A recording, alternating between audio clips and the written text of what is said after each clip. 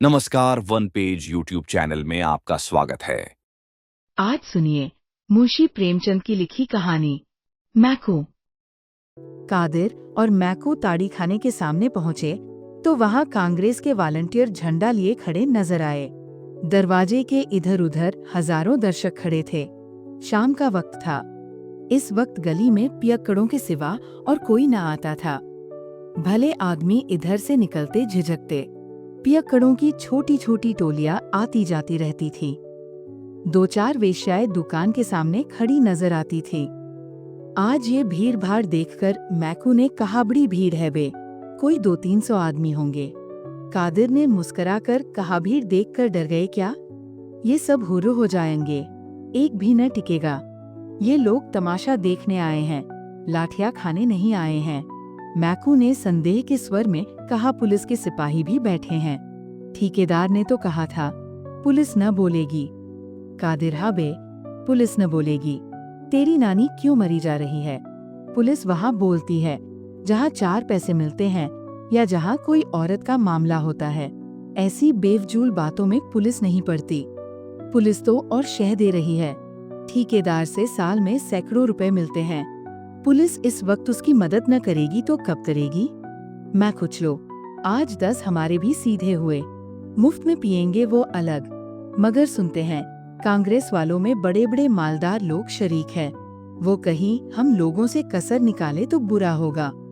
कादिर बे, कोई कसर नहीं निकालेगा। तेरी जान क्यों निकल रही है? कांग्रेस वाले किसी पर हाथ नहीं उठाते, चाहे कोई उन्हें मार ही डाले। नहीं तो उस दिन जुलूस में 10-12 चौकीदारों की मजाल थी कि 10,000 आदमियों को पीट कर रख देते। 4 तो वही ठंडे हो गए थे, मगर एक ने हाथ नहीं उठाया। इनके जो महात्मा हैं, वो बड़े भारी फकीर हैं। उनका हुक्म है कि चुपके से मार खा लो, लड़ाई मत करो। यो बातें करते करते दोनों ताड़ी खाने के द्वार पर पहुंच गए। एक स्वयं सेवक हाथ जोड़कर सामने आ गया और बोला, भाई साहब, आपके मजहब में ताड़ी हराम है। मैकू ने बात का जवाब चाटे से दिया। ऐसा तमाचा मारा कि स्वयं सेवक की आंखों में खून आ गया। ऐसा मालूम होता था गिरा चाहता है। दूसरे स्वयं सेवक ने दौड़कर उसे संभाला। 5 उंगलियों का रक्तमय प्रतिबिंब झलक रहा था, मगर वॉलंटियर तमाचा खाकर भी अपने स्थान पर खड़ा रहा। मैकू ने कहा, भरता है कि और लेगा?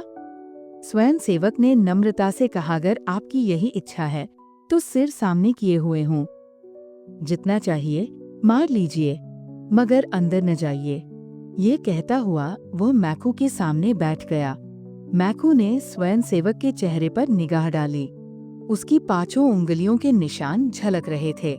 मैकू ने इसके पहले अपनी लाठी से टूटे हुए कितने ही सिर देखे थे, पर आज की सी ग्लानि उसे कभी न हुई थी। वह 5 उंगलियों के निशान किसी पंचूल की भांति उसके हृदय में चुभ रहे थे। कादिर चौकीदारों के पास खड़ा सिगरेट पीने लगा। वही खड़े खड़े बोला, अब खड़ा देखता क्या है, लगा कस के एक हाथ। मैकू ने स्वयं सेवक से कहा, तुम उठ जाओ, मुझे अंदर जाने दो।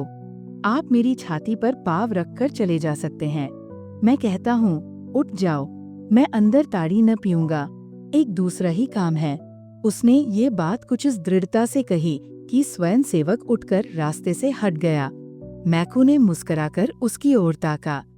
स्वयं सेवक ने फिर हाथ जोड़कर कहा, अपना वादा भूल न जाना। एक चौकीदार बोलालात के आगे भूत भागता है, एक ही तमाचे में ठीक हो गया। कादिर ने कहा, है तमाचा बच्चा को जन्म भर याद रहेगा। मैकू के तमाचे सह लेना मामूली काम नहीं है। चौकीदार आज ऐसा ठोंको इन सबों को कि फिर इधर आने का नाम न लें। कादिर खुदा ने चाहा तो फिर इधर आएंगे भी नहीं, मगर हैं सब बड़े हिम्मती, जान को हथेली पर लिए फिरते हैं।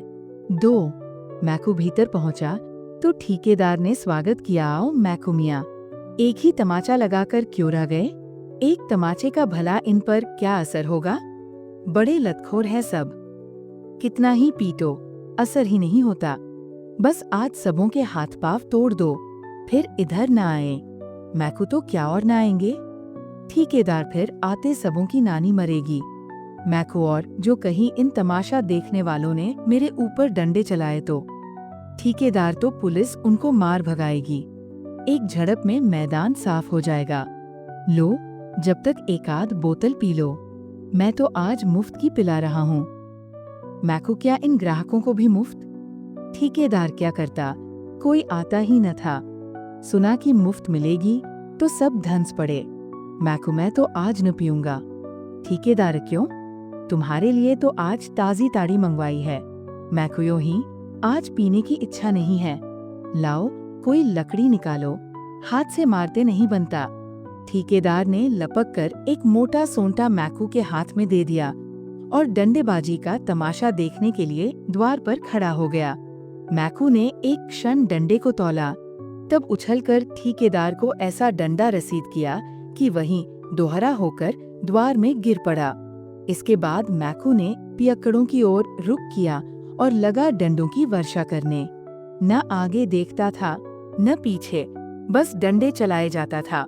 ताड़ीबाजों के नशे हिरन हुए, घबरा बढ़ाकर भागने लगे, पर किवाड़ों के बीच में ठेकेदार की देह बिंधी पड़ी थी। उधर से फिर भीतर की ओर लपके। मैकू ने फिर डंडों से आवाहन किया। आखिर सब ठेकेदार की देह को रौंद रौंद कर भागे। किसी का हाथ टूटा, किसी का सिर फूटा, किसी की कमर टूटी। ऐसी भगदड़ मची कि 1 मिनट के अंदर ताड़ी खाने में एक चिड़िए का पूत भी न रह गया। एकाएक मटकों के टूटने की आवाज आई। स्वयं सेवक ने भीतर झांक कर देखा तो मैकू मटकों को विध्वंस करने में जुटा हुआ था। बोला, भाई साहब, अजी भाई साहब, ये आप गजब कर रहे हैं। इससे तो कहीं अच्छा कि आपने हमारे ही ऊपर अपना गुस्सा उतारा होता। मैकू ने 2-3 हाथ चलाकर बाकी बची हुई बोतलों और मटकों का सफाया कर दिया और तब चलते चलते ठेकेदार को एक लात जमाकर बाहर निकल आया। कादिर ने उसको रोककर पूछा, तू पागल तो नहीं हो गया है बे? क्या करने आया था और क्या कर रहा है?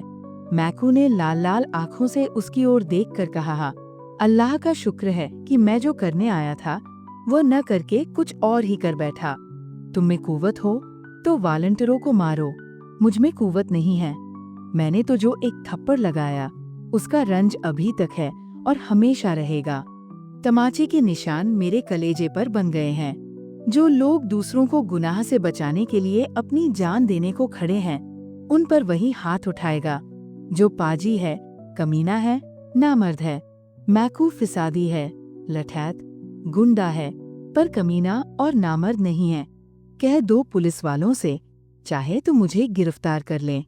कई ताड़ीबाज खड़े सिर सहलाते हुए उसकी ओर सहमी हुई आंखों से ताक रहे थे। कुछ बोलने की हिम्मत न पड़ती थी। मैकू ने उनकी ओर देखकर रहा, मैं कल फिर आऊंगा। अगर तुम में से किसी को यहाँ देखा तो खून ही पी जाऊंगा। जेल और फांसी से नहीं डरता। तुम्हारी भलमनसी इसी में है कि अब भूल कर भी इधर न आना।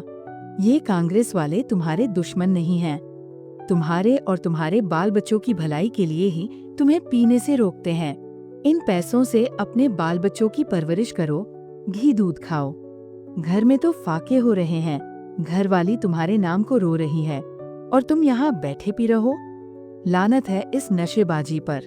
मैकू ने वही डंडा फेंक दिया और कदम बढ़ाता हुआ घर चला।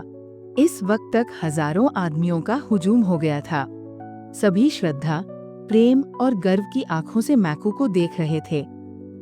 अगर आपको यह कहानी पसंद आई तो सब्सक्राइब करें और बेल आइकन दबाएं। अपने सुझाव कमेंट बॉक्स में बताएं। अगली कहानी तक शब्दों की दुनिया में डूबे रहे। धन्यवाद।